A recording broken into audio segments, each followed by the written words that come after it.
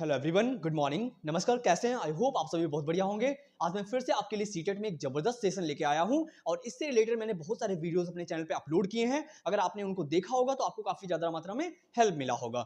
और आपको मैं बताना देना चाहूंगा कि मार्च में जो है सीटेट का नोटिफिकेशन आउट होने वाला है। अगर आप अभी से तैयार रहेंगे, अगर अभी से आप प्रिपरेशन करेंगे तो हमारी तैयारी भी अच्छी खासी हो जाएगी और हमारा स्कोर भी बहुत अच्छा खासा आएगा। ठीक है, तो हम आपका टाइम वेस्ट बिल्कुल भी नहीं करेंगे। आज जो है हम आपके लिए समावेशी शिक्षा यानी इंक्लूसिव एजुकेशन से रिलेटेड बहुत सारे क्वेश्चंस लेके आए हुए हैं जिनका हम कॉन्सेप्ट बिल्कुल समझेंगे। ठीक है, आई होप आपको ये सेशन अच्छा लगेगा। अगर आप पहली बार आए हैं तो प्लीज लाइक सब्सक्राइब वगैरह कर दीजिएगा ताकि जब भी मैं नया वीडियो बनाऊं तो आपके पास नोटिफिकेशन आ जाए।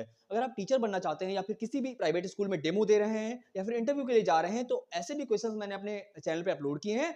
लाइक अगर आप केमिस्ट्री के टीचर बनना चाह रहे हैं, साइंस के बनना चाह रहे हैं तो मैंने अलग अलग सब्जेक्ट के लिए अलग अलग क्वेश्चंस भी बता रखे हैं। अगर आपने उनको वीडियो को देखा होगा तो आपको काफी ज्यादा मात्रा में हेल्प मिली होगी। चलिए चलते हैं क्वेश्चंस पे। अगर आप पहली बार आए हैं तो प्लीज लाइक शेयर वगैरह कर दीजिएगा। ये फिलहाल के लिए कोई कहने वाली बात तो है नहीं। अगर आपको सेशन अच्छा लगता है तो फिर आप कर दीजिएगा। ठीक है, तो चलते हैं क्वेश्चंस पे, देखते हैं हमारी इंक्लूसिव एजुकेशन यानी समावेशी शिक्षा जो है वो क्या कहती है। उनके कॉन्सेप्ट जो है, एकदम पहली बात तो मैं आपको बता देना चाहूंगा कि जो हमारी समावेशी शिक्षा यानी जो इंक्लूसिव एजुकेशन है ये होती क्या है, इसके बारे में थोड़ा सा समझ लेते हैं। सेशन को स्टार्टिंग करने से पहले मैं थोड़ा सा कहना चाहूंगा कि आप कॉपी पेन लेके बैठिएगा और नोट करते रहिएगा, क्योंकि हमारी कॉपी किताबों में सब कुछ लिखा रखा है। जब तक हम उनको पढ़ेंगे नहीं, जब तक हम उन पे एनालिसिस नहीं करेंगे तब तक हमको समझ नहीं आने वाला। ठीक है, आई होप आपको सेशन अच्छा लगेगा। देखिए, तो समझते हैं पहले कि समावेशी शिक्षा होती क्या है, यानी इंक्लूसिव एजुकेशन क्या होता है। जहां पे क्या होता है, मान लीजिए एक क्लासरूम है जहां पे डिफरेंट डिफरेंट टाइप के बच्चे बैठे हुए हैं। ठीक है, इससे पहले मैं पार्ट 1 एक दे चुका हूं, समावेशी शिक्षा के ही क्वेश्चन मैंने वहां पे भी डिस्कस किए हुए हैं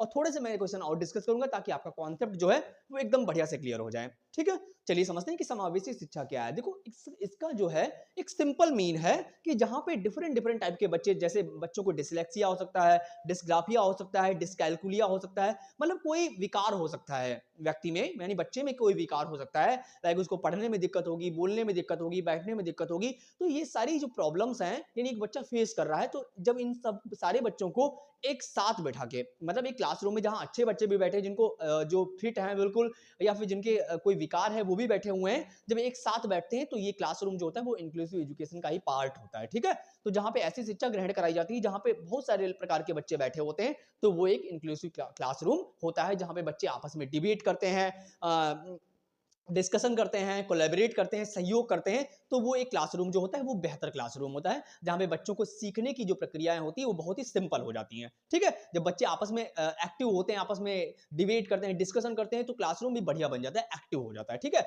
और सीडीपी में आप जानते हैं जहां पे बच्चा एक्टिव होगा आपको वहीं पे जाना है। ठीक है, उसी ऑप्शन के साथ में जाना है। चलिएगा समझते हैं, कहने की समावेशी शिक्षा का क्या मतलब है, यानी इन 4 ऑप्शंस में कह रहे हैं कि समावेशी शिक्षा का मतलब क्या है, उसको हम समझते हैं। ठीक है, पहले ऑप्शन में इन्होंने बोल रखा है कि विविध जरूरतों वाले विद्यार्थियों को अलग अलग समूहों में पढ़ाना। अब आप मुझे बताइएगा, क्या विद्यार्थियों को यानी सेपरेट कर दें, यानी बच्चे जो अच्छे बच्चे हैं, टैलेंटेड बच्चे हैं, उनको हम अलग कर दें, जो मतलब कि थोड़े से वीक बच्चे हैं उनको हम अलग कर दें, तो क्या क्लासरूम बेहतर बनेगा? नहीं, बिल्कुल भी नहीं बन सकता, क्योंकि हमने पहले बता रखा है आपको कि जब बच्चे आपस में कोलैबोरेट करते हैं यानी आपस में डिबेट करते हैं, डिस्कशन करते हैं, तो वो जो हमारा ऑप्शन होगा एकदम बेटर ऑप्शन होता है। ठीक है, तो यहाँ पे तो ऐसी कोई बात नहीं कही जा रही, यहाँ पे तो उन्होंने सिंपल बोल दिया है कि विविध जरूरतों वाले यानी डिफरेंट डिफरेंट टाइप की बच्चों को नीड है, उन विद्यार्थियों को आप अलग अलग सेपरेट कर देंगे। भाई अलग अलग विद्यार्थियों को अलग अलग स्कूलों में पढ़ाओगे, ऐसा तो बिल्कुल है नहीं कि आप कमजोर बच्चों के लिए अलग स्कूल बना रहे हो, उनके लिए अलग स्कूल बना रहे हो। तो बच्चे आपस में मतलब कि अपने आप में एक हतोत्साहित महसूस करेगा कि आप उसको सेपरेट कर रहे हो, अलग कर रहे हो, तो ये ऑप्शन तो बिल्कुल निगेटिव है। नेक्स्ट ऑप्शन पे चलते हैं, देखते हैं इन्होंने क्या बोला है। कहने की एक ऐसी स्कूली व्यवस्था स्थापित करना जहां सभी विद्यार्थियों की जरूरतों की पूर्ति हो सके। इस ऑप्शन में क्या कहा है कि एक ऐसे स्कूली व्यवस्था यानी एक ऐसा मैनेजमेंट है जो ऐसी व्यवस्थाओं को स्थापित करता है जहां पे डिफरेंट डिफरेंट टाइप के बच्चे जो होते हैं बढ़िया से एजुकेशन ग्रहण मतलब एजुकेशन को पाते हैं। सिंपल बात कहिए कितनी बढ़िया, यानी यहाँ पे लग रहा है कि बच्चा एक्टिव है, कि जहां पे डिफरेंट डिफरेंट टाइप की व्यवस्थाएं हैं, बच्चे एक साथ बैठ के पढ़ रहे हैं, तो ये ऑप्शन हो सकता है। अभी मैं भी देखते हैं, नेक्स्ट भी देखते हैं, हो सकता है इससे अच्छा कोई मिल जाए।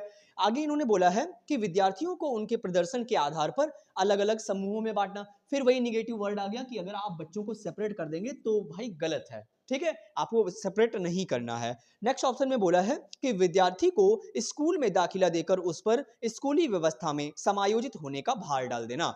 आप बच्चे को ऐसे स्कूल में व्यवस्था मतलब एडमिशन दिला रहे हैं जहां वो सर्वाइव ही ना कर पाए, ठीक है, और फिर देन उसके बाद में क्या होता है कि आप उस पर भार प्रेशर करते जाइए, तो क्या वो पढ़ पाएगा? नहीं। जब बच्चा अपने आप में आंतरिक अनुभूति को प्राप्त, आंतरिक अनुभूति जब उसकी अच्छे से होती है, यानी जब शुरुआती क्लासेस जो होती हैं वो उसकी मातृभाषा में होती हैं, तो बच्चा अच्छे से इंटरैक्ट कर पाता है। हमें क्या करना है, हमें बच्चे को ही तो सिखाना है। जब उसके लेवल की चीजें नहीं होंगी तो फिर हम कैसे सिखा पाएंगे?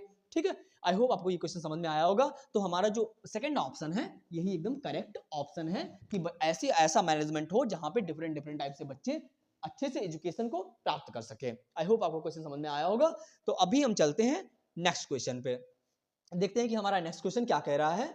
अगर आप पहली बार आए हैं, अगर आप सीटेट की तैयारी कर रहे हैं, यूपी टेट की कर रहे हैं, केवीएस की कर रहे हैं, ये सारे के सारे सेशन हम कंटिन्यूअस अपने चैनल पे डालने वाले हैं। अगर आप पहली बार आए तो प्लीज लाइक कर दीजिएगा, सब्सक्राइब वगैरह, ताकि हम जब भी एक नया वीडियो बनाए तो आपके पास नोटिफिकेशन आ जाए। ठीक है, चलिए समझते हैं इस वीडियो क्वेश्चन में क्या कहा है इन्होंने।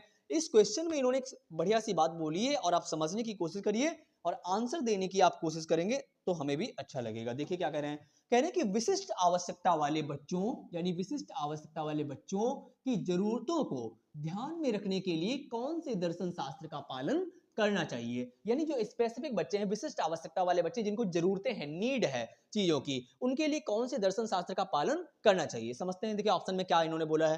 कहने हैं कि उनको पृथकीकरण करके अलग शैक्षिक संस्थानों में भेजा जाना चाहिए।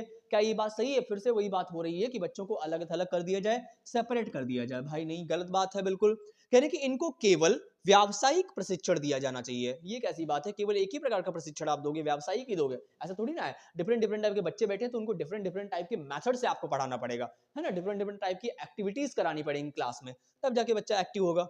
आगे देखते हैं, कह रहे हैं कि चलिए ये तो बिल्कुल रॉन्ग हो गया। कह रहे हैं कि इन्हें समावेशी शिक्षा का हक है ताकि वे सामान्य स्कूलों में भी पढ़ सके। देखो सिंपल बात कही गई है कि प्रत्येक बच्चे का अधिकार है कि वो शिक्षा को प्राप्त करे। ठीक है, यहाँ पे कोई भी वो बात नहीं कि ये बच्चा अपंग है, ये बच्चा शिक्षा को नहीं प्राप्त कर सकता।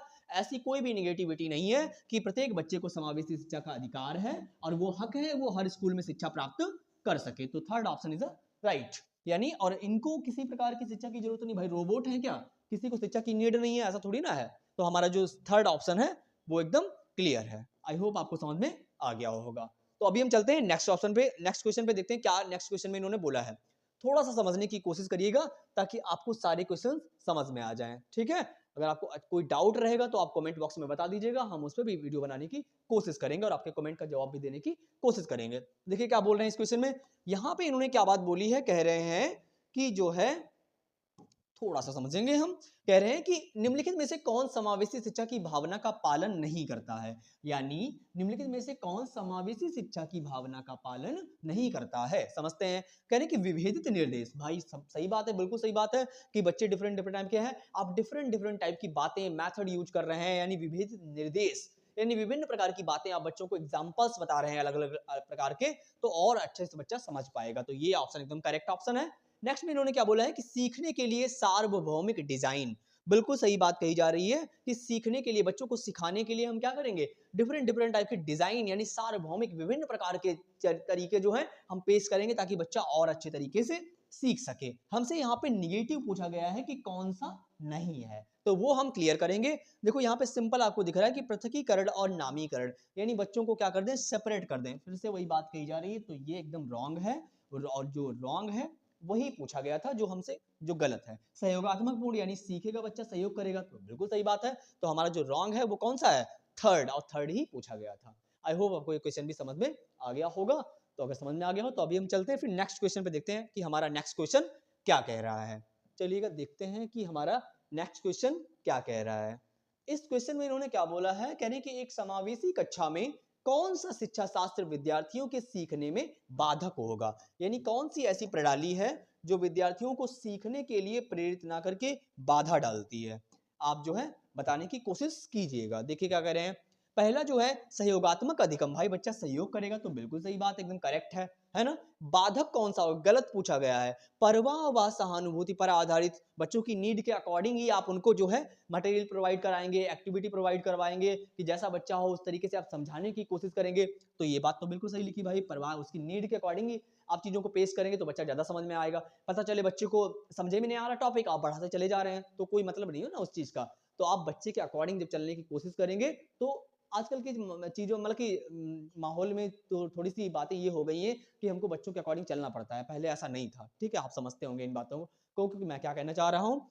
आगे दिखा हुआ है मानकीकृत निर्देश। भाई स्टैंडर्डाइज्ड टेस्ट जो होते हैं ये बिल्कुल ही रॉन्ग होते हैं और ये बिल्कुल ही निगेटिव है, ऐसा हम नहीं कर सकते, ठीक है। तो ये हमारा गलत है और यही हमसे पूछा गया था। उचित समायोजन का मतलब क्या है कि जैसा माहौल होगा बच्चा उसमें अडॉप्ट करने की कोशिश करेगा और आप भी उसको उसी तरीके की चीजें प्रोवाइड करने की कोशिश करेंगे। आई होप आपको ये समझ में आ गया होगा। Third answer should be right. आगे चलते हैं नेक्स्ट क्वेश्चन पे, देखते हैं हमारा नेक्स्ट क्वेश्चन क्या कह रहा है। ये सारे क्वेश्चन आपको समझ में आ रहे होंगे आई होप। तो अगली बार में हम फिर से आपके लिए एक नेक्स्ट सेशन लेके आएंगे जो बहुत ही अच्छा होगा आपके लिए। देखिए क्या करें, समावेशी शिक्षा में क्या शामिल है। अब आप मुझे बताएंगे कि इसका आंसर क्या होगा कि समावेशी शिक्षा में क्या शामिल है। देखिएगा कह रहे हैं कि बाधा मुक्त वातावरण का प्रावधान, यानी ऐसा वातावरण, ऐसा एनवायरनमेंट बच्चों को दीजिए जहां पे बच्चा बिल्कुल खुले मन से पढ़े, यानी खुले दिमाग से पढ़े, उस पर किसी प्रकार का प्रेशर नहीं होना चाहिए।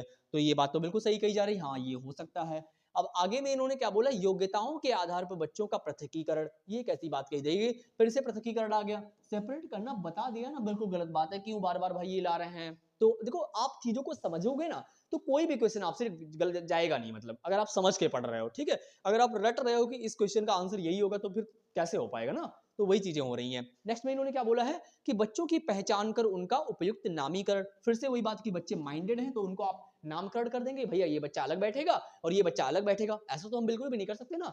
तो वही बातें कही जा रही हैं। आगे इन्होंने क्या बोला है कि पाठ्य पुस्तकीय अनुभवों व शिक्षा शास्त्रीय रणनीतियों में लचीलापन। बिल्कुल सही बात कही जा रही है कि जो आपकी रणनीतियां हैं, जो आपके लेसन प्लान्स हैं, उनको आप अच्छे से डिस्कस करेंगे जब उनमें लचीलापन, यानी बच्चों के अकॉर्डिंग आपने बनाया होगा बढ़िया तरीके से, कि हर जगह पे आपने क्वेश्चंस पुट अप किए होंगे, बच्चों को समझाने के लिए डिफरेंट डिफरेंट टाइप के मेथड यूज करे होंगे। तो ये फर्स्ट एंड फोर्थ जो है एकदम राइट आंसर है। देखते हैं कहां पे फर्स्ट एंड फोर्थ है, फर्स्ट एंड फोर्थ पहले में ही है, तो फर्स्ट है राइट। आई होप आपको समझ में आ गया होगा। अगर समझ में आ गया हो तो फिर अब हम चलते हैं नेक्स्ट क्वेश्चन पे। देखते हैं हमारा नेक्स्ट क्वेश्चन क्या कह रहा है। देखते हैं क्वेश्चन नंबर 6। देखिएगा इसमें क्या बोलने की कोशिश कर रहे हैं, पढ़िएगा और थोड़ा सा समझने की आप कोशिश करेंगे, ठीक है। चलिएगा कह रहे कि समावेशी शिक्षा निम्न में से किन की जरूरतों को पूरा करती है, यानी जो हमारी इंक्लूसिव एजुकेशन है वो किन की जरूरतों को पूरा करती है, ये हम समझने की कोशिश करेंगे। देखिएगा कह रहे हैं कि विकलांगता से जूझते विद्यार्थी, यानी जो विकलांग है, किसी प्रकार की उनको दिक्कतें हैं, वो बच्चे शामिल होते हैं इसमें, उनकी जरूरतें पूरी होती हैं। हाँ बिल्कुल, हर प्रकार के बच्चों की जरूरतें होती हैं समावेशी शिक्षा में, हर प्रकार के बच्चों के लिए समावेशी शिक्षा बनाई गई है, ठीक है। कह रहे भावनात्मक मुश्किलों से जूझते बच्चे, यानी इमोशनली जो वीक बच्चे हैं उनके लिए भी ये हमारी समावेशी शिक्षा होती है, ठीक है। आगे देन कि वो विद्यार्थी जो प्रतिभा समझ जो माइंडेड बच्चे हैं उनके लिए भी है भाई, मतलब कि ये भी है, माइंडेड बच्चे भी बैठे होंगे, वीक बच्चे भी बैठे होंगे। मैंने पहले आपको बता दिया था। निम्न सामाजिक आर्थिक स्तर से आने वाले विद्यार्थी, यानी जो डिफरेंट डिफरेंट टाइप के वर्गों से बच्चे आ रहे हैं, उनके लिए भी हमारी समावेशी शिक्षा होती है। तो हमारे फर्स्ट सेकंड थर्ड फोर्थ सारे ही ऑप्शन क्लियर हैं। तो फोर्थ जो है वो हमारा एकदम क्लियर है कि first second third and fourth. I hope आपको समझ में आ गया होगा। अगर समझ में आ गया हो तो फिर हम चलते हैं नेक्स्ट क्वेश्चन पे। देखते हैं हमारा नेक्स्ट क्वेश्चन क्या कह रहा है। देखिएगा और समझने की थोड़ा सा कोशिश करेंगे। चलिएगा देखते हैं हमारा जो नेक्स्ट सेशन है वो नेक्स्ट क्वेश्चन है वो हमारा क्या कह रहा है। आइए थोड़ा सा रुकने की आप कोशिश करेंगे। देखते हैं, कह रहे हैं कि समावेशी शिक्षा के अनुसार सभी विद्यार्थी अपनी सर्वोत्तम क्षमताओं को प्राप्त कर सके, यह सुनिश्चित करने के लिए किन सिद्धांतों का पालन करना चाहिए। यानी इन्होंने क्या बोला है, कह रहे कि समावेशी शिक्षा के अनुसार सभी विद्यार्थी अपनी सर्वोत्तम क्षमताओं को प्राप्त कर सके, यानी अपनी क्षमताओं को प्राप्त करेंगे। देन उसके बाद में क्या कह रहे हैं कि यह सुनिश्चित करने के लिए किन सिद्धांतों का पालन करना जरूरी है। देखिए क्या कह रहे हैं। अब आप मुझे बताइए क्या समता होगा, यहाँ पे समानता होगा, पक्षपात होगा, पृथकीकरण होगा। आपको पता है कि ये हम सेपरेशन तो कर ही नहीं सकते, पक्षपात भी नहीं कर सकते। अब आप मुझे बताइए कि समता होगा या फिर समानता होगा। देखो समानता का मतलब यहाँ पे है कि आप सभी बच्चों के लिए समान चीजें पेश कर रहे हैं। लेकिन ऐसा नहीं होता ना, जबकि जो बच्चा को समझ में नहीं आ रहा है आप क्लास में एक ही मेथड यूज कर रहे हैं, ऐसा नहीं हो सकता ना कि आप एक ही मेथड से बच्चों को पढ़ा रहे हैं। आप डिफरेंट डिफरेंट मेथड यूज करिए, यानी समता, समानता नहीं है समता, यानी इसका जो राइट आंसर है वो समता है। अगर आपको इनमें किसी भी प्रकार का डाउट है, ये ऑफिशियल आंसर की के अकॉर्डिंग हम आपको आंसर बता रहे हैं, इनमें बिल्कुल भी कोई भी डाउट नहीं है। अगर आप फिर भी चाहते हैं तो आप कमेंट बॉक्स में बताइएगा अगर आपको कोई डाउट लगता है, ठीक है। आई होप आपको सेशन अच्छा लगा हो, तो अगर अच्छा लगा हो तो प्लीज लाइक शेयर वगैरह कर दीजिएगा।